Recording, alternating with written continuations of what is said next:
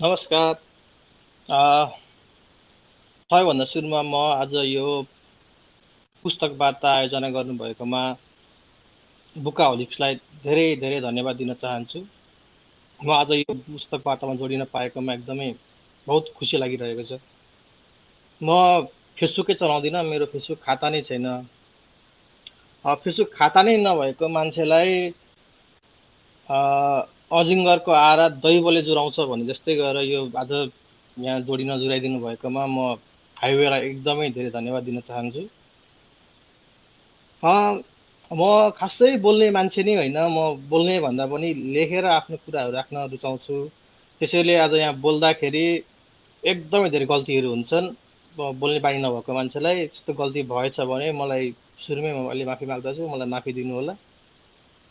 यहाँ आज यो पुस्तक वार्तामा मैले छानेको किताब अ, गायक गणेश रसिकको संस्मरणात्मक कृति छपक्कै मनमा बसेकोहरू हो। यो किताब छान्नुको पछाडि धेरै कारणहरू छन्। जब जतिखेर यो लकडाउन भयो त्यतिखेर हामी सबैजना घरमै थुनिएर बस्यौँ, म पनि थुनिएँ।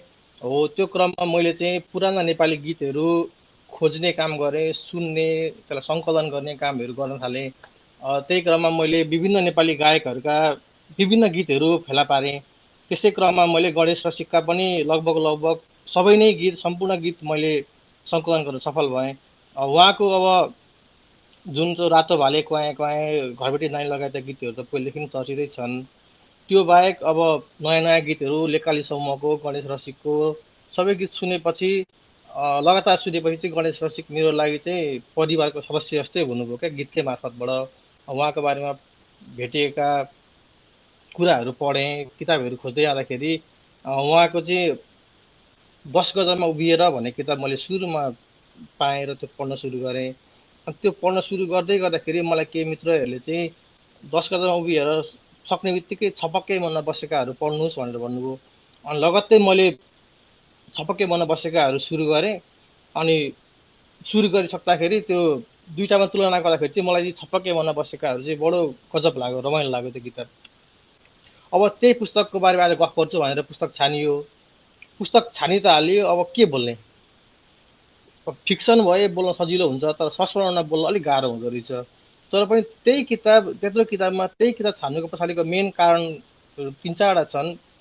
सबैभन्दा प्रमुख कारण चाहिँ हाम्रो साहित्यमा हिजो आज आउने जुन अ, यो संस्मरण टाइपको किताबहरू छन्, त्यस्तो प्रकारको किताबहरू इमान्दार छैनन्।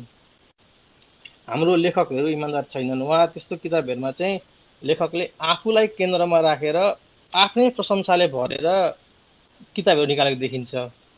हो यस्तो चलन चलिरहेको बेला, यस्तो रुझानको बेला चाहिँ गणेश रसिक केही इमान्दार छन्, तुलनात्मक रूपमा इमान्दार छन्। पुरा इमान्दार छन् चाहिँ म भन्दिनँ, तर उनी अन्य लेखकहरूभन्दा धेरै माथि इमान्दार छन्।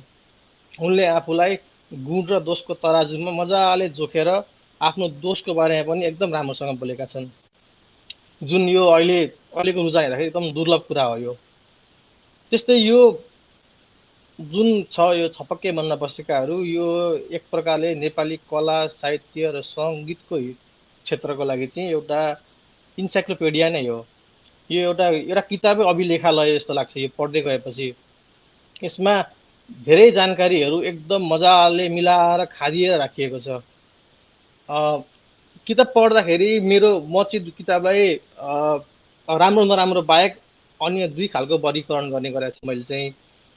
सबैभन्दा सुरुको मैले किताब वर्गीकरण गर्दाखेरि पहिलो वर्गीकरण चाहिँ पठनीय किताबहरू के, जुन चाहिँ पढ्न लायक हुन्छ त्यो किताबहरू तपाईँले अब साथीसँग मागेर पढ्न सक्नुहुन्छ, कहीँ लाइब्रेरीबाट ल्याएर अथवा कतैबाट जस तपाईँले किताब दुईवटा पढ्नुभयो, त्यो किताब पढेपछि तपाईँसँग राख्नुपर्ने जरुरत छैन, तपाईँले किताब फिर्ता गर्न सक्नुहुन्छ अथवा जे पनि गर्न सक्नुहुन्छ।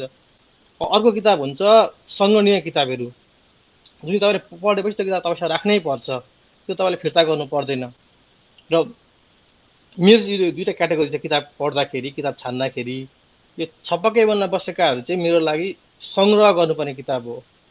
कतिपय किताबहरू मैले पहिला मागेर पढेर पछि त्यो किताब राम्रो लागेर फेरि किनेर पनि घरमा ल्याएर राखेको छु, किन भन्दा त्यो किताबहरू चाहिँ सङ्ग्रह गर्ने किताब हो। यसमा भएका जानकारीहरू भविष्यमा हामीलाई काम लाग्न सक्छ र यो किताब त्यस्तै खालको छ, सङ्ग्रह गर्नुपर्ने किताब हो। अनि संस्मरणवाला किताब भए पनि यो किताबमा चाहिँ तपाईँको आफ्नो गणेश रसिकको मात्रै कुराहरू छैन। 10 गजमा उभिएरमा गणेश रसिक प्राइमेरी क्यारेक्टर थिए, अरू मान्छेहरू सेकेन्डरी क्यारेक्टर भएर आउनुहुन्थ्यो। तर यो छपक्कै मनमा बसेकाहरूमा चाहिँ गणेश रसिक सेकेन्डरी क्यारेक्टर, अन्य यसमा अध्याय अनुसार प्राइमेरी क्यारेक्टरहरू विभिन्न प्राइमेरी क्यारेक्टरहरू हुन्छ। यसमा चाहिँ त्यही भएर आफ्नो एउटा व्यक्तिको भावना भन्दा पनि त्यस बेलाको राजनीतिक, सामाजिक, आर्थिक लगायतका सम्पूर्ण परिवेश सम्मिलित एउटा सिङ्गो समाज नै छ यो किताबमा चाहिँ। यो किताबलाई रिफरेन्स लिएर धेरै अन्य लेखहरू पनि पत्रिकामा आएका छन्, मिडियामा छापिएका छन्। सबैभन्दा यसको जोड रमाइलो उदाहरण चाहिँ बच्चु कैलाशको बारेमा। किन बच्चु कैलाशको बारेमा लगभग मिडियामा काहीँ पनि फर्स्ट ह्यान्ड जानकारी आउँदैन, सबैले रे लगातार सुनेको अरे हिसाबको मात्र आउँछन्।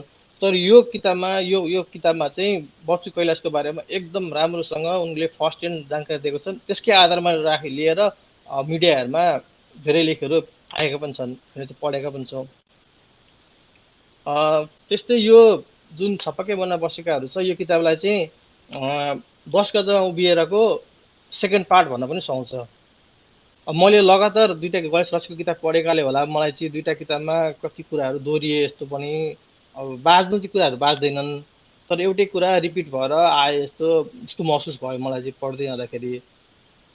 अनि अर्को यो किताबको मलाई एकदम मन परेको रमाइलो कुरो भनेको चाहिँ यसमा तपाईँको इतिहासमा चर्चित भएका मान्छेहरूको बारेमा मात्र छैन, इतिहासमा गुमनाम भएका कुनै बेलाका एकदम घाकडान व्यक्तित्वहरू जो इतिहासमा समयक्रम समेत उहाँहरू जो गुमनाम हुनुभयो उहाँहरूको बारेमा पनि, जस्तो जितेन्द्र बरदेवा, केशवलाल जोशी, शशि भण्डारी लगायतका व्यक्तित्वहरूको बारेमा मलाई यो किताबभन्दा अगाडि केही पनि जानकारी थिएन।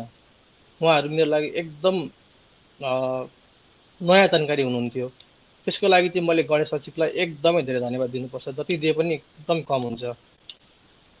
अब गणेश रसिकको यो किताब लेख्दाखेरि कस्तो भन्दाखेरि त्यो औपचारिक त्यो जीवनी जस्तो पनि, प्रोफाइलिङ बनाए जस्तो पनि, एउटा ट्रिब्युट दिए जस्तो पनि, कस्तो मिक्स खालको छ, रमाइलो खालको छ क्या। संस्मरण पनि छ, जीवनी पनि छ। आफ्नो जिन्दगीको, आफ्नो जीवनको लामो यात्रामा जोडिन आएका विभिन्न पात्रहरूलाई सम्झेर ट्रिब्युट दिएको किताब हो यो चाहिँ। आफ्नो तपाईँ हाम्रो पनि जिन्दगीमा धेरै पात्रहरू जोडिन आउनुहुन्छ होला, तपाईँ हामी जन्मेदेखि भएसम्म अहिलेको उमेरसम्म हो, त्यस्तो विभिन्न पात्रहरूलाई गणेश रसिकले सम्झेर ट्रिब्युट दिएको छ किताबमा। अनि यसमा चाहिँ यो अब गणेश रसिक भोजपुर जन्मेर इलाममा काठमाडौँमा केही कर्म गरेर अहिले इलाममा बस्नु भएको छ। उहाँ लगभग पूर्वको मान्छे भएकाले किताबमा एकदम पूर्वेली टोन आउँछ। म पनि पूर्वकै मान्छे हो, त्यो भएकाले मलाई चाहिँ किताब पढ्दाखेरि एकदम घरेलु स्वाद आयो क्या। मलाई चाहिँ घरायसी किताब पढे जस्तो हुन्छ नि, एकदम लोकल टोन आयो किताब पढ्दाखेरि चाहिँ, बडो रमाइलो हुँदछ त्यस्तो खालको किताबहरू। एकदम नेपालको त्यो साहित्यको मूलधारमा आफ्नो घरेलु किताबहरू आफ्नो टोनको किताब पढ्न पाउँदाखेरि। अब एकछिन किताबको विषयवस्तुको बारेमा कुरो गरौँ। तपाईँले मैले अघि भनेअनुसार यसमा विभिन्न व्यक्तिहरूको बारेमा लेखिएको छ। फतेमान, तारादेवी, बालकृष्ण सम, हिरण्य भोजपुरे, बच्चु कैलाश लगायतका नेपाली कला साहित्य सङ्गीतका विभूतिहरू भनौँ न, विभूतिहरूको बारेमा किताबमा लेखिएको छ। अनि उहाँहरूको त्यो गणेश रसिकको जीवनमा उहाँहरूले के कति असर गर्नुभयो मात्रै नभएर उहाँहरूको जन्मेदेखि हुर्केसम्मको यस्तो लगायतका सबै कुराहरूको अभिलेखीकरण गरिएको छ भन्नुपर्छ। कतिपय हराएर जाने गुमनाम व्यक्तिहरू पात्रहरूलाई गणेश रसिकले किताबमा अभिलेखीकरण गरिदिनु भएको छ। जस्तो जितेन्द्र बरदेवाको कुरो गर्दाखेरि उहाँको गीतहरू कुनै समय चर्चित भए तर बिचमा हराएर गए। अहिलेको पुस्तालाई उहाँको बारेमा केही पनि थाहा छैन। उहाँलाई चिन्न यो किताबबाट एकदम हामीले यो किताबबाट उहाँलाई चिन्न सक्छौँ। अनि यो किताब अब हामी सबैलाई लगभग हामी सबैलाई किताब मन पर्नुपर्ने, जब तपाईँको किताब तपाईँको जस्तो सुकै तपाईँको जनरा जस्तो सुकै होस्, तपाईँ जस्तो सुकै त्यस्तो किताब मन परे पनि छपक्कै बन्न बसेकाहरू चाहिँ लगभग सबै प्रकारको पाठकहरूलाई मन पर्नुपर्छ। अझ यदि तपाईँको रुझान चाहिँ, तपाईँको झुकाव चाहिँ कला साहित्य संस्कृतितिर तपाईँको रुचि छ भने त यो किताब तपाईँले छुटाउनै हुँदैन। अझ कोही कोही अब हामी फिक्सन चाहिँ नपढ्ने आत्मकथा संस्मरणहरू चाहिँ पढ्छु, त्यस्तो किताबहरू चाहिँ मन पराउँछु भन्ने मान्छेहरूलाई यो किताब त झन् छुटाउनै हुँदैन आउँदै। किनभने यसमा तपाईँले एउटा व्यक्तिको मात्रै होइन क्या, तपाईँले म अघि भने अनुसार त्यो समयको आर्थिक, सामाजिक, राजनीतिक, सांस्कृतिक सबै सबै लगभग लगभग सबै कुराहरू यसमा उल्लेख गरिएको छ।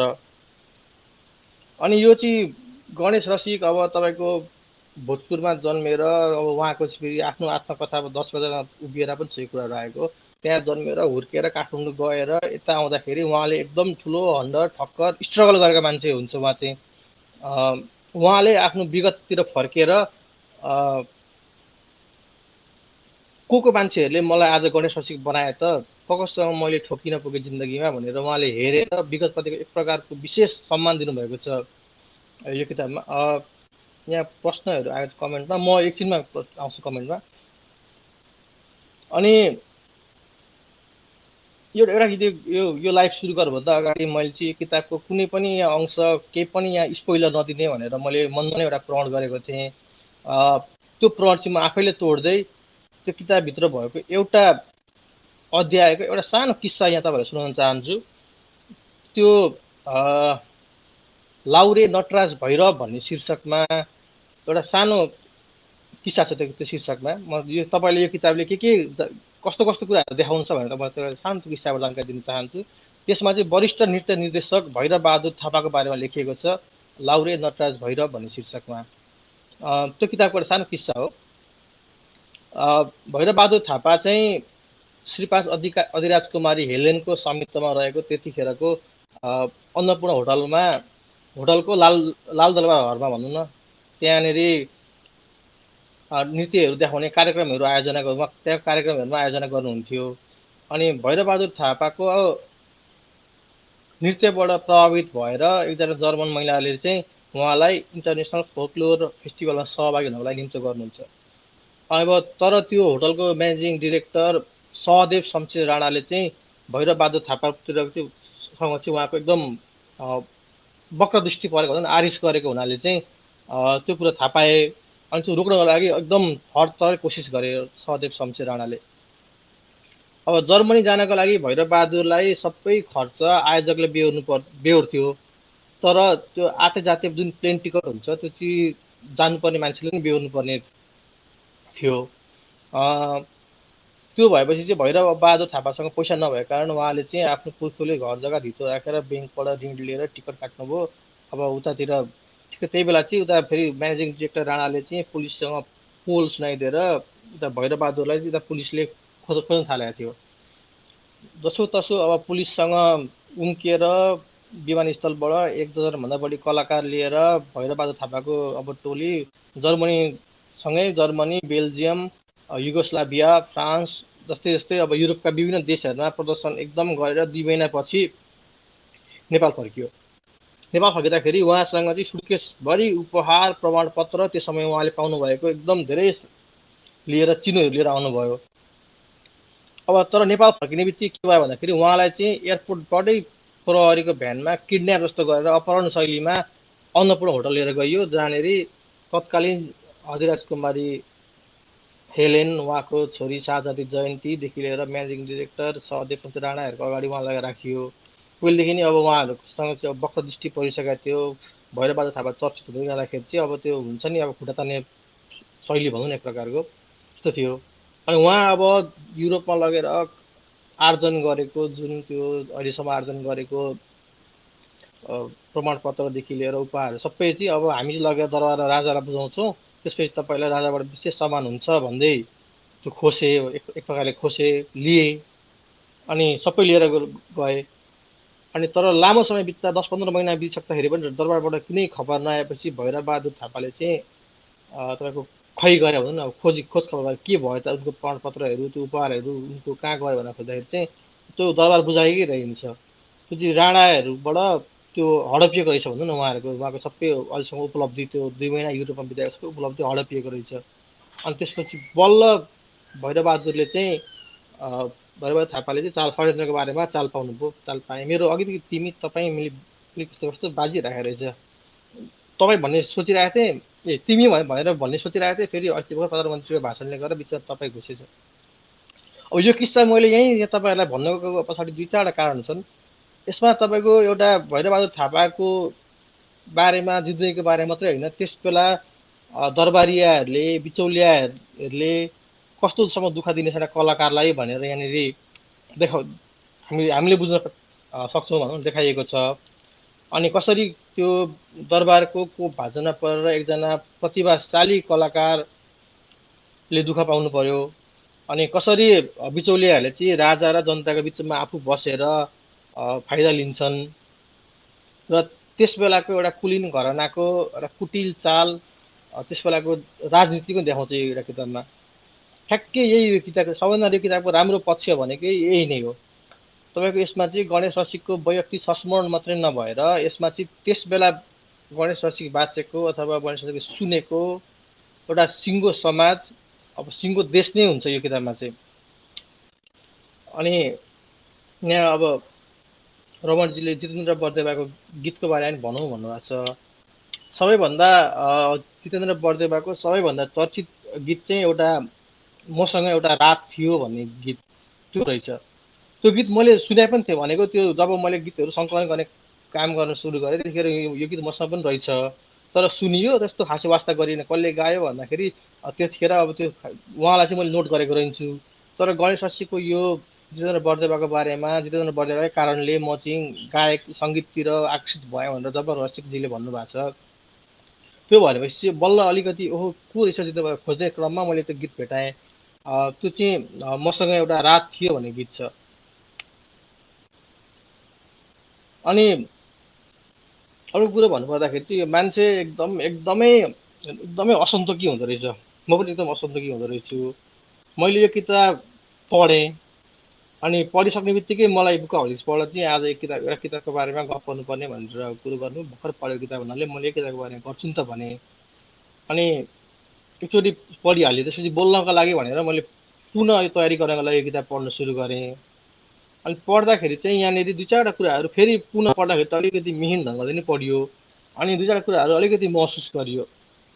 के रहेछ भन्दाखेरि चाहिँ अब जो 19जना यहाँनिर हुनु समेटिनु भएको छ पात्रहरू, त्यतिखेरको अब मन्जुलदेखि दिव्य खालिङ, कमला श्रेष्ठ लगायत अघि मैले नाम भनिसकेको थिएँ, शान्ति ठटाल हुनुभयो पहिलो महिला सङ्गीतकारदेखि लिएर भैरबहादुर थापा जो वरिष्ठ नृत्य निर्देशक हुनुहुन्थ्यो, उहाँहरूको बारेमा धेरैजनाको बारेमा लेखिए पनि उहाँहरूको दोषलाई चाहिँ, उहाँहरूको गुण दोष दुइटै लेख्नु भएको छ, लेख्न चाहिँ यसमा इमान्दार हुनुहुन्छ। तर उहाँहरूको दोषलाई चाहिँ एकदम के भन्ने, त्यो रोमान्टिसाइज कि के भन्छ, यस्तै शब्द ठ्याक्कै मैले बुझिनँ, भन्न अलिक सम्झिनँ मैले। त्यसै गरेर देखाइएको छ क्या। जस्तै अब यहाँ पूर्वेली कवि कृष्णभूषण बलको अब रक्सी अमलको बारेमा कुरा गर्दाखेरि चाहिँ त्यसलाई पनि एकदम हल्का ढङ्गले रक्सी खाँदाखेरि उहाँले अब त्यो खानुभयो टाइपको दिनुभएको छ। देख्दाखेरि चाहिँ त्यस्तो कुराहरू अलिकति गुण दोष, आफ्नो चाहिँ दोष एकदम खुलेर मैले यहाँ गल्ती गरेँ भन्नुभएको छ गणेश रसिकजीले। तर अब अरूको गुण दोषको कुरा गर्दाखेरि चाहिँ यस्तो यस्तो खुलेर भन्नु भएन। त्यो मान्छेको दोषलाई पनि उहाँले गुण दोष नै देखाइदिनु भयो क्या। अब किन किन अरू मान्छेहरूलाई देखाइदिनु भन्ने कुरो होला। अनि लगत्तै यसमा चाहिँ एकदमै प्रसङ्गहरू दोहोरिएको छन्। तपाईँको अध्याय 1मा आउने र अध्याय 4मा आउने प्रसङ्ग एउटै हुनसक्छ। यो किताबमा चाहिँ एकदम दोहोरिएको छ, तर त्यो दोहोरिँदाखेरि चाहिँ बोजिलो चाहिँ भएको छैन भनौँ न। यो किताबहरू, यो किताब जो अब 10 कथा उभिएरबाट पनि धेरै कुराहरू दोहोरिएको छ। अब एकदमै सीमित एउटै कुरा रिपिट भइरहेको छ, तर त्यो रिपिट हुँदाखेरि पनि त्यो बोजिलो हो, फेरि यही पढ्नु पर्यो यस्तो चाहिँ हुँदैन। हामीलाई त्यो जतिखेर आए पनि त्यो फ्रेस नै तरिकाले आउँछ। अब यो किताब भूमिकामै पनि गणेश रसिकले लेख्नु भएको छ। त्यहाँ प्रसङ्गहरू दोहोरिएको हुनसक्छ, केही प्रसङ्गहरू दोहोरिन्छ पनि। दोहोरो आएको प्रसङ्गलाई छाट्न पनि सकिन्थ्यो होला, तर त्यसो गर्दाखेरि मर्म चाहिँ मर्न सक्छ। त्यही भएर मैले चाहिँ केही पनि छाटिनँ, जस्ताको त्यस्तै दोहोरिए पनि कुराहरू राखिदिएँ भनेर उहाँले चाहिँ भूमिकामै लेख्नु भएको छ। त्यो भएपछि हामीले यसमा केही भन्ने उठाउनु पनि मिलेर अलिक सक्दैनौँ। अनि यो किताब पढ्दै गयो, एकचोटि पढ्यो, अब फेरि तपाईँलाई यो किताब दोहोऱ्याउन मन लाग्यो होइन। अब जस्तो अब पढ्दै गयो, मलाई अगमसिंह गिरीको बारेमा फेरि जान्न मन लाग्यो, यसो हेर्दै गयो। अनि त्यस्तो गरेर जम्माजम्मी एकदम त्यस्तो केसमा चाहिँ किताब सुरु गरियो। सुरु गर्दाखेरि कहिले सकिन्छ जस्तो हुँदो रहेछ। यसो सुरु गऱ्यो भने अनि सकिन आँटेपछि चाहिँ किन सकिन आँट्यो किताब, अझै के जानकारी भएको भए अझ त्यो बेलाको अरू पनि व्यक्तिहरू हुन्थ्यो होला, अलिकति नेपालको जुन कला साहित्य क्षेत्रको अलिकति मान्छेहरू हुन्थ्यो होला, उहाँको बारेमा किन लेखिएन, गणेश रसिक किन कन्जुस लेखक जस्तो लाग्दो रहेछ क्या पढ्दै गएपछि चाहिँ, बडो कन्जुस लेखक लाग्दो रहेछ। किनभने तपाईँ हाम्रो मनमा त धेरैजना मान्छे छपक्कै बसेका होलान्, झन् गणेश रसिक भनेको त एकदम पुरानो मान्छे, एकदम देश खाएर शेष भएको मान्छे भनौँ न, उहाँको मनमा छपक्कै धेरैजना मान्छेहरू बसेका होलान्। अनि त्यत्रो भन्दा पनि जब 19 सालको बारेमा त लेखिएको छ, त्यसमा पनि कति पात्रहरूको बिच किस्साहरू रिपिट पनि हुन्छ, रिपिट गर्न नखोजे पनि रिपिट हुन्छ नि, त्यो भइरहेकै छ, हामीले पढ्दै जाँदा महसुस हुँदो रहेछ। अनि त्यसमा चाहिँ अब किन यति थोरै मान्छेहरूको बारेमा लेखे त, 19 जना मात्रै मान्छे त होइनन् होला, अझ अर्को व्यक्तिहरूको बारेमा पनि नयाँ किताब आउँछ कि, अब आश गरौँ होइन। अब बडो असन्त के भइहाल्छ यो किताब पढेपछि चाहिँ। कस्तो भयो भन्दाखेरि किताब पढियो, बडो गजब लाग्यो, अनि तर फेरि चित्त चाहिँ बुझेन, किन थोरै भयो यस्तो हुन्छ, त्यस्तो खालको चित्त बुझेन पढ्दाखेरि चाहिँ। अन्य अन्य सबै कुराहरूले किताब अब्बल छ, यो चाहिँ एकदम सबैजनाले हामीले चाहिँ पढ्नै पर्ने किताब छ। अनि अब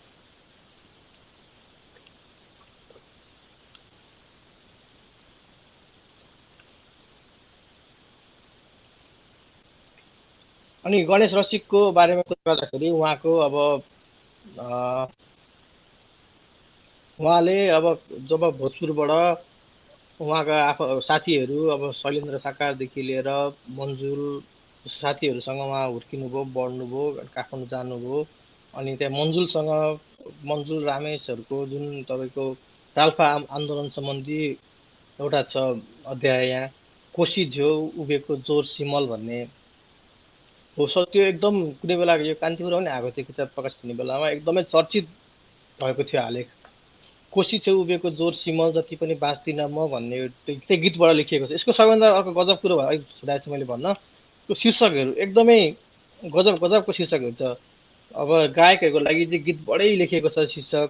अब मन्जुरको बारेमा कोसी छेउ उभिएको जोर सिमल भयो। अब कमला श्रेष्ठले घरबेटी नानी आँगनीमा देऊ न मलाई बाँसको गाउनु भएको थियो, उहाँको नाममा घरबेटी नानी रहिनन्, घरबेटी नानी भनेर। अब त्यस्तै बच्चु कैलाशको त्यो अध्यायमा टाढा टाढा जानु छ साथी भनेर त्यो शीर्षक छ। शीर्षक पनि बडो बडो गजबको छ। अब त्यस्तै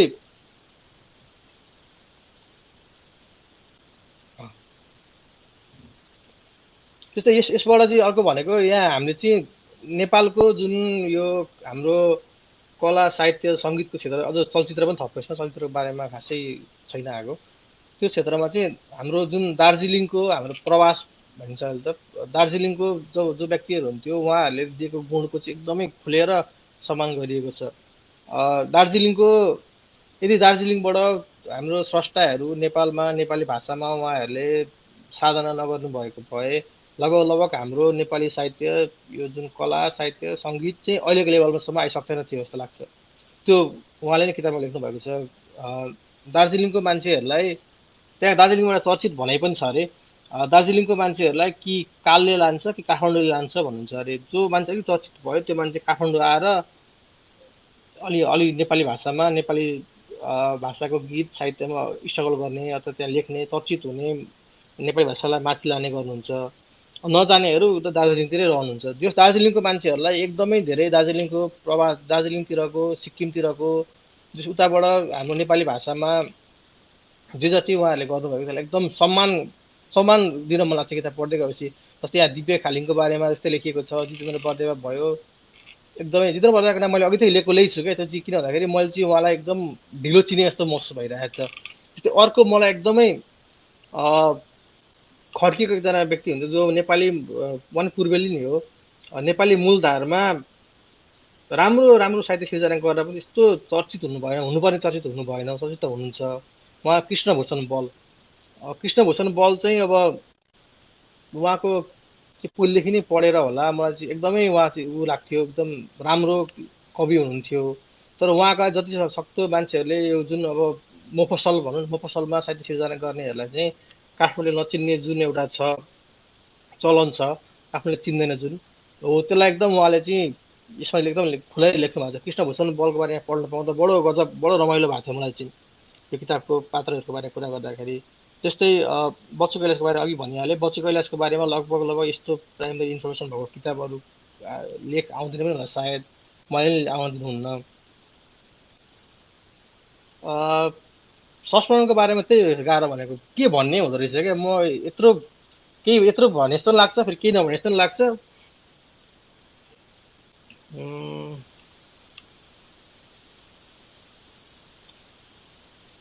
तपाईँहरूसँग यस्तो केही प्रश्नहरू छ भने कमेन्टमा छोड्दै गर्नु होला।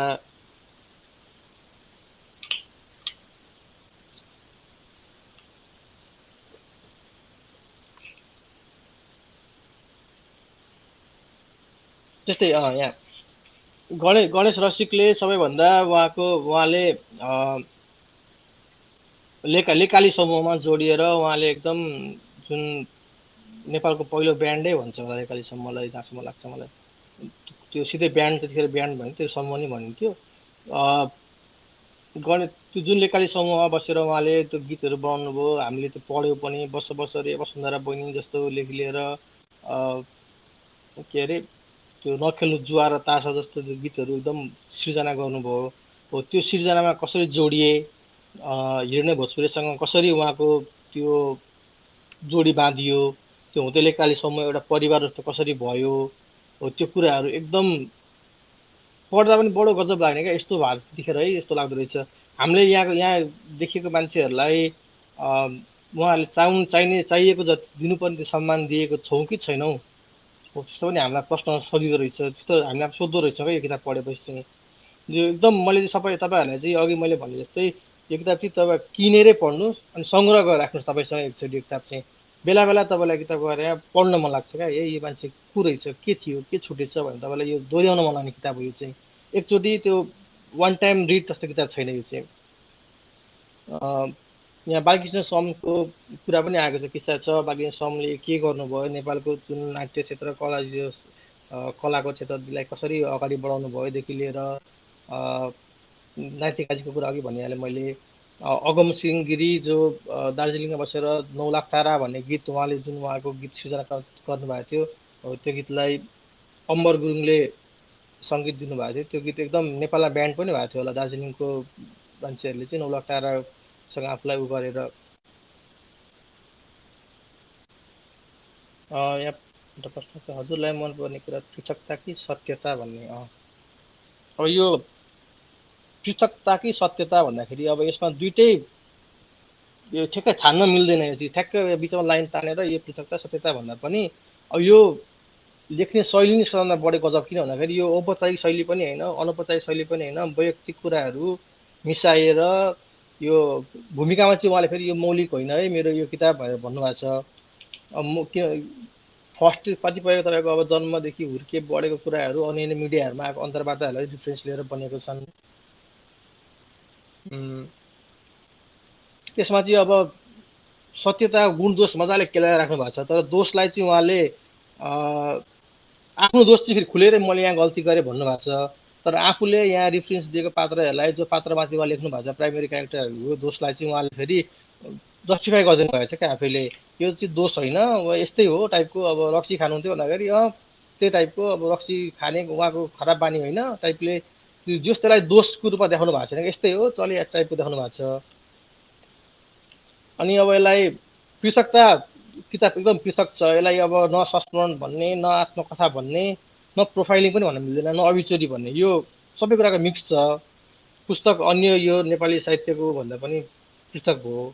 सत्यता एकदम छ, एकदम इमान्दार। गणेश रसिकले एकदम इमान्दार लेखक भनिन्छ भन्नुपर्छ हामीले। अब दुइटै कुरा मनपर्छ, एउटा मात्रै कुरा छान्न चाहिँ अलिक गाह्रो भयो।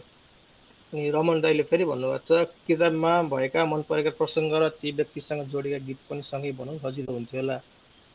गीत त धेरैले चिन्छन्, तर त्यसपछि हो यो चाहिँ एकदमै गजब कुरा हो। यो चाहिँ हामीले चाहिँ यो तपाईँलाई अब मैले अहिले यो किताबसँग जोड्दै जोड्दै भन्छु, दुईजना मान्छे जस्तो मन्सिरेन्द्र बरदेवादेखि लिएर नातिकाजीको बारेमा हामीले लगभग केही भन्नु पर्दैन होला, सबैले नातिकाजीलाई चिन्नु हुन्छ। अगम सिंह गिरीको बारेमा मैले भने, कृष्णभूषण बलको एउटा काठमाडौँको मैले शीर्षक बिर्सेँ, एउटा कविता छ, काठमाडौँ मास्तिरको त्यस्तै, सरी मैले कविता बिर्सेँ। उहाँले चाहिँ मोफासाला बसेर काठमाडौँलाई एकदम नमिठोसँग झापड हान्नु भएको छ। अनि मैले यहाँ दिव्य खालिङको बारेमा चाहिँ मैले ठ्याक्कै बिर्सेँ अहिले। तर दिव्य खालिङको चाहिँ तपाईँको उहाँलाई चाहिँ दार्जिलिङको मान्छे भएर नेपालमा राम्रोसँग त्यो सम्मान नगरेको अनागरिक दिव्यहरू भन्ने शीर्षकै छ कविताको, त्यो अध्यायको। जो कस्तो चाहिँ अब नेपालमा हामीले चाहिँ कस्तो सम्मान दिन नसकेको रहेछौँ, हामीलाई नि कस्तो नमिठो चिमोट छ क्या, मुटुमै चिमोट छ यो। अब पढ्दै गएपछि यस्तो पो भएछ, यस्तो हुन्छ। अनि अर्को यो मन्जुल रामेशहरूको यो जुन राल्पा अभियान छ, यसमा चाहिँ यो सार्थक जनसांस्कृतिक अभियान यही हुनुपर्छ। युट्युबमा उहाँहरूले चाहिँ गीतहरू हाल्नुभएको रहेछ, जुन यो कोसी छ उभिएको जोर सिमलदेखि लिएर भोकै हिँड्ने महाकविको सारङ्गी, भोकै गाउने सारङ्गी, यस्तै, सरी मैले फेरि बिर्सेँ। राल्पाको गीतहरू त अब त्यो गाउँ गाउँ उठाइहरू बाहेक अरू चर्चित नभएका गीतहरू जुन छन्, तर त्यो पनि राम्रा छन्, तर चर्चित चाहिँ भएनन् अब भनौँ न। कुनै बेला आफू राल्पासँगै उहाँ गणेश रसिक पनि कुनै बेला त्यो राल्पा आन्दोलनसँगै पञ्चायत विरुद्ध गीत गाउँदै हिँडेको मान्छे पछि अब लेखाइ समूहमा जोडिनु भयो, उहाँहरूको समूह छुट्यो भनौँ न।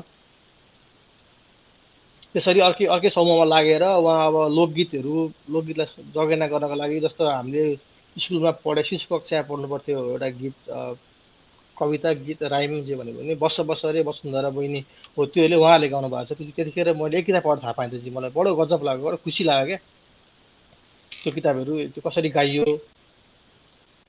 अब यो कलाकारहरू चिनिँदैनन् भनेर भन्नुभयो, अब यहाँ रमन दाइ, त्यो हाम्रो कमजोरी नै त्यही छ यसमा।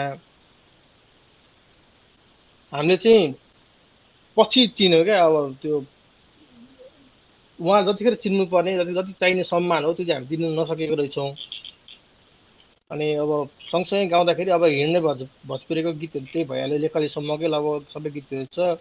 मलाई चाहिँ सबैभन्दा राम्रो लागेको उहाँको गीत चाहिँ यो जुन गणेश शशीको गीतमा चाहिँ आस्थाको मान्द्रोमा सुकाएको छु एक बिस्कुन घाम, फेरि बिर्सिहाल्यो अलिक, यो खोइ के भएको छ, आजको स्मरण शक्तिले नै काम गर्न छोडेको छ। छपक्कै मनमा बसेकाहरू जस्तै भएको छ मेरो पनि, लेख्दै गयो बिर्सिँदै गयो जस्तो भइरहेछ। के भइहाल्यो। पोषराज खतिवडा दाजु नमस्ते भन्दा नमस्ते फर्काइदिएँ। अनि यहाँ अर्को हामीले छुटाउनु नहुने पात्र हुन्छ शान्ति ठटाल। शान्ति ठटाल चाहिँ नेपालको पहिलो महिला सङ्गीतकार पनि भनिन्छ उहाँलाई चाहिँ। उहाँ चाहिँ अमर गुरुङको चेली हुनुहुन्थ्यो। अमर गुरुङले केही गीत, अब अमर गुरुङको पनि चित्त नबुझ्दाखेरि चाहिँ उहाँले चाहिँ क्वेसन गरेर म चाहिँ त्यो गाउँदिनँ गीत ह्यान त्यान भनेर उहाँले चाहिँ त्यो आफ्नो अडान लिन सक्नुभएको भनेर एकदम निडर निडर महिला भनौँ, निडर महिला भनेर शान्ति ठटाललाई चित्रित गरिएको छ। उहाँ त्यस्तै पनि हुन्छ, नेपालको पहिलो महिला सङ्गीतकार। उहाँको गीतहरू सङ्गीतहरू सुने पनि थाहा हुँदैन क्या हामीलाई चाहिँ। उहाँको एकदम चर्चित गीत चाहिँ सङ्गालेर राख भन्ने, सङ्गालेर राख भन्ने गीत चाहिँ मसँग चर्चित गीतै त्यही हो, एकदम मेरो मुखमै आएको अहिले पनि भन्दाखेरि। अब फतेमान राज भण्डारीको बारेमा केही भन्नै परेन हामीले, कसरी उहाँ अब रेडियो नेपालको लगभग लगभग उहाँले एक्लै रेडियोमा लाग्नु भएको थियो कुनै बेला। फतेमान राज भण्डारीको फतेमान राज भण्डारीको तिम्रो माया मार्न सकिन भन्ने शीर्षककै छ अध्याय पनि। उहाँको सबैभन्दा गजब भनेको अर्को भनेको त्यही अघि मैले भने, अध्यायको शीर्षक चाहिँ गजब पारेर राख्नु भएको छ। कस्तो मिलाइसँग त्यो मान्छेसँग मिल्ने खालको अध्याय मात्रै, त्यो शीर्षक मात्रै पढायो नि तपाईँ हामीले थाहा पाउँछौँ यो चाहिँ यसको बारेमा भनेको रहेछ है भनेर। अनि त्यस बेलाको यसमा अझ यो किताबमा जोडिने भनेको जनयुद्ध, त्यो त्यो विश्वयुद्ध जनयुद्ध होइन, सरी, विश्वयुद्धको कुराहरूदेखि लिएर सबै कुराहरू जोडिएर त्यस बेला कस्तो भयो, जस्तो अब अघि भने भैरबहादुर थापा, उहाँ कुनै बेला लाउरे हुनुहुन्थ्यो, घर बिदामा आएको मान्छे, यतै बस्दा बस्दा रहँदा बस्दा यतैतिर नृत्य निर्देशक हुनुभयो, वरिष्ठ नृत्य निर्देशक हुनुभयो। उहाँले सिकाएको चेलाहरू, अब उहाँले सिकाएको शिष्यहरू भनौँ न, उहाँले सिकाएको मान्छेहरू अब हाम्रो रवि शाह, कलाकार रवि शाह, भुवन चन्द, पहिलो नेपाली महिला नायिका, सुशीला रायमाझी कलाकार, वरिष्ठ कलाकारदेखि सुभद्रा अधिकारीहरूदेखि लिएर उहाँले चाहिँ विभिन्न नेपालका अहिले अहिले भेटरान भइसकेको मान्छेहरूलाई उहाँले त्यतिखेर सिकाउनुहुन्थ्यो। त्यस्तो मान्छेहरूको बारेमा हामीले थाहा पाऊ, यो नपढेको भए हामीले थाहा हुँदैन थियो होला लगभग। कसैले पनि यो कुराहरू उठाउँदैन थियो होला, यस्तो पनि मान्छे हुनुहुन्थ्यो है भनेर हाम्रो। अनि वासु शशीदेखि लिएर शशी भण्डारी, दुईजना शशीको बारेमा लेखेको छ। दुईजना शशीहरूको बारेमा एकदम हामीले यो वासु शशी त शशी भण्डारीको बारेमा थाहा थिएन मलाई यो किताब पढ्नुभन्दा अगाडि। अनि अर्को एउटा दुःखद कुरो उहाँले अब दुःखद कसरी भयो भन्दाखेरि हिरण्य भोजपुरेको बारेमा छ। हिरण्य भोजपुरे चाहिँ अहिले अमेरिकामा हुनुहुन्छ। उहाँ अब नेपाल फर्किन्न, म यतै बस्छु भनेर उहाँको फोन त्यो त्यसरी टुङ्गिएको छ कुरो। तर यो पढ्दै गर्दाखेरि गणेश रसिकको एउटा इन्टरभ्यू आएको थियो, एउटा उहाँको बारेमा एउटा आलेख आएको थियो। त्यसमा चाहिँ गणेश रसिक चाहिँ अब इलाम बस्नुभयो लामो समय, अब जन्मभूमि भोजपुर फर्किन्छु भन्नुभएको छ। यहाँ दुईजना अब लामो समयको सहयात्री लेकालीसम्मसँगै आएको दुईजना मान्छेको कन्ट्रास्टिङ पर्सनालिटी कुरा गरौँ न। हिरण्य भोजपुरे चाहिँ अब म अमेरिकामै बस्छु, म अब आउँदिनँ नेपाल फर्केर भन्ने कुरा गर्नुभएको छ। गणेश रसिक चाहिँ अब म चाहिँ आफ्नो अझ इलामबाट पनि अब जन्मभूमि भोजपुर चाहिँ जान्छु। म यहाँ इलाममा मैले सबैसँग दुःख बाँडेँ, मेरो यहाँ भाइको निधन भयो, छोराको निधन भयो, दुःख बाँडेँ, अब म खुसी बाँड्नको जान्छु भनेर आएको छ कुरो। दुईवटा कन्ट्रास्टिङ पर्सनालिटी कुरो छ। यहाँ युवाजीले सोध्नु भएको छ, रसिक काका राल्पा छोडेर रेकालीतिर किन लाग्नु भएको छ हो। यो चाहिँ यसको चाहिँ ठ्याक्कै कुरो छैन यहाँ कहीँ आएको हो, यो किन मैले राल्पा छोडेर रेकाली लागेँ। तर यहाँ चाहिँ जहाँसम्म मलाई लाग्छ, अब यो चाहिँ मैले आफै मेरो इन्टरप्रिटेसन हो, यो चाहिँ गलत पनि हुनसक्छ। गलत भयो भने माफी दिनु होला। मलाई के लाग्यो भन्दाखेरि चाहिँ राल्पा आन्दोलन भनेको त्यतिखेर राल्पालाई राजालाई फाल्ने आन्दोलन भनिन्थ्यो। क्रान्तिकारी कम्युनिस्ट मान्छेहरूको विचारधाराको मान्छेहरू त्यतिखेर राल्पामा जोडिनु भएको थियो। उहाँको गीतहरू पनि त्यस्तै जनवादी जनक्रान्तिको गीतहरू। तर अब गणेश रसिक अब बडा हाकिम पञ्चायतको अब त्यतिखेरको एकदम घागडान पञ्चायतको नाति छोरा हुन्थ्यो। अनि उहाँले आफ्नो जागिर पनि पञ्चायतको कारणले पाउनुभएको थियो। त्यस कारणले चाहिँ उहाँले चाहिँ राल्पाबाट बिस्तारै टाढिएर लेकालीतिर गएको हो कि भन्ने मैले शङ्का गरेको छु। यो चाहिँ खुलेर काहीँ लेखेको छैन। यो चाहिँ दुइटा कनेक्ट किन डट्स गर्दाखेरि त्यस्तो बुझ्दो रहेछ क्या। पछि पनि उहाँलाई किन भन्दाखेरि पञ्चायत सकिएपछि पनि उहाँ चाहिँ राप्रपासँग जोडिनु भएको छ बौद्ध लगाएपछि पनि, किनभने राप्रपामा चाहिँ पहिलाको पञ्चायतको व्यक्तिहरू भएका जस्तो कुरा आएको छ। यो किताब मात्र पढेर चाहिँ अर्ध जानकारी पाइन्छ भनौँ न। त्यो भएर 10 कक्षामा बिरामी सँगै पढ्नै पर्छ, दुइटा किताब सँगै लिएर पढ्नै पर्छ हामीले चाहिँ। अनि दुइटा पढेपछि बल्ल एउटा ठुलो पिक्चर आउँछ, नभए आधी मात्र पिक्चर आउँछ हामीले पढ्दाखेरि चाहिँ। मैले त्यही भएर अब पञ्चायती कारणले जागिर पाएको, पञ्चायती कारणले काम पाएको हुनाले चाहिँ राजालाई फाल्ने जुन राल्पा आन्दोलन थियो त्यो छोडेर चाहिँ लेकालीतिर जानुभएको भन्ने शङ्का हो। अब यो कहीँ खुलेर आएको छैन। अब गणेश रसिकले नि यसको बारेमा पछि खोल्नुभयो भने थाहा होला, नभए त्यस्तो लाग्छ मलाई चाहिँ हेर्दाखेरि।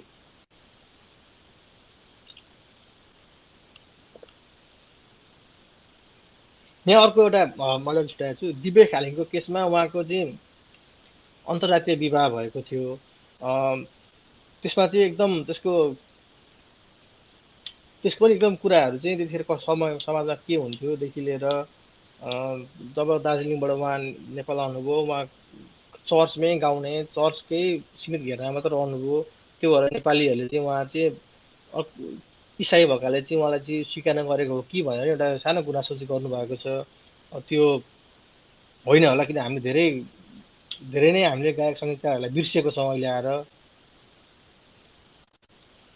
यो राल्पाको कुरा चाहिँ अब राल्पालाई राजालाई फाल्ने नै त होइन होला फुल फर्म, तर त्यही भएर चर्चित थियो कुनै बेला। अब यसको अर्कै होला कारण, नामहरू केही त्यो चाहिँ मलाई थाहा भएन। मैले चाहिँ सुनेदेखि नै राल्पालाई चाहिँ रविन्द्र त्यस्तै भन्नुभएको छ, राल्पालाई चाहिँ राजालाई फाल्ने भनेर आन्दोलन जुन पारिजात र मन्जुलहरू मिलेर सुरु गर्नुभएको त्यस्तै भनेर सुनिन्थ्यो। उहाँको गीतहरू पनि त्यस्तै जनवादी गाउँ गाउँदेखि उठदेखि लिएर त्यस्तै त्यस्तै गीतहरू हुने भएकाले चाहिँ राल्पा अभियान चाहिँ छोडेको हो भने, किन भन्दाखेरि राल्पाकोमा जोडिँदाखेरि गणेश रसिक र त्यो पञ्चपाण्डव भन्नुहुन्छ क्या आफूलाई, त्यो 5 जना, त्यो मन्जुल रामेशदेखि लिएर अरू गणेश रसिक अनि अरू 2 जना दाजुभाइको नामहरू बिर्सेँ मैले। उहाँहरू मिलेर एउटै भाँडामा खाएको देखि त्यस्तो खालको छ। त्यो संस्मरणमा छ किस्सा, एउटै भाँडामा दिदीकोमा गएर लिएर खाएको जस्तो छ। त्यस्तो सँगै एउटै थाल जुठो गरेर खाएको मान्छे पनि किन छोड्यो भन्दाखेरि चाहिँ त्यही राजनीतिक कुरै हुनुपर्छ जहाँसम्म मलाई लाग्छ चाहिँ। अब किन उहाँ एकदम धनी मान्छेको छोरा, फेरि एकदम बडा हाकिम त्यो बेलाको एकदम धनी मान्छेको छोरा हो गणेश रसिक। त्यो एकदम तर पनि दुःख चाहिँ गर्नुभएको छ फेरि, एउटा struggle within a high class of society भनौँ न अब। अँ, अब युवराजीले फेरि सोध्नु भएको छ, दिव्य खालिङद्वारा लिपि र सङ्गीतबद्ध गरिएको तान चलाउनु, चर्खा काट्नु, रुवो उमारी कपडा बुन्नु। यो चाहिँ ठ्याक्कै अहिले मेरो स्मरण शक्ति अलिक क्षीण हुँदै गएर होला, ठ्याक्कै यो यसको बारे थाहा भएन। यो गीत चाहिँ मैले सुनेको छु, यसको बारे लेख्नु भएको छ कि छैन चाहिँ किताब पल्टाउनै पर्छ मैले पनि। अब यहाँ अहिले किताब फेरि मैले अनलाइन इबुकबाट पढेको हुनाले पल्टाउन अलिक गाह्रै छ किताब मैले चाहिँ। अब हार्ड कभर बुक चाहिँ अहिले किन यो कोभिडले गर्दा किन्न अलिक सकिएन, इबुककै भरमा परेको छ। यसको बारेमा केही रहेछ भने म तपाईँलाई जानकारी दिन्छु नि युवराजी।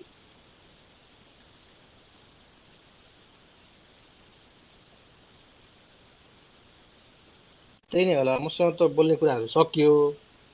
तपाईँहरूसँग प्रश्नहरू छन् भने अझ दिनु होला, म अब सकेसम्म जाने जति भ्याए जति अब उत्तर दिन्छु।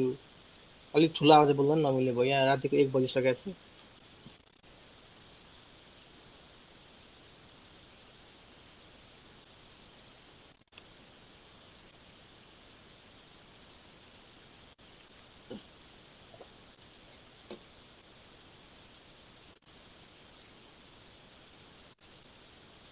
उम्,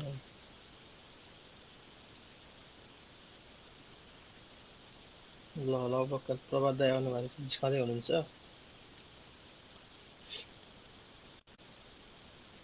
ल अब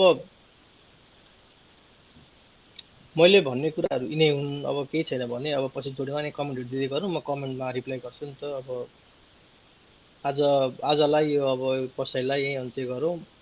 जोडिनु भयो, खुसी लाग्यो, धन्यवाद।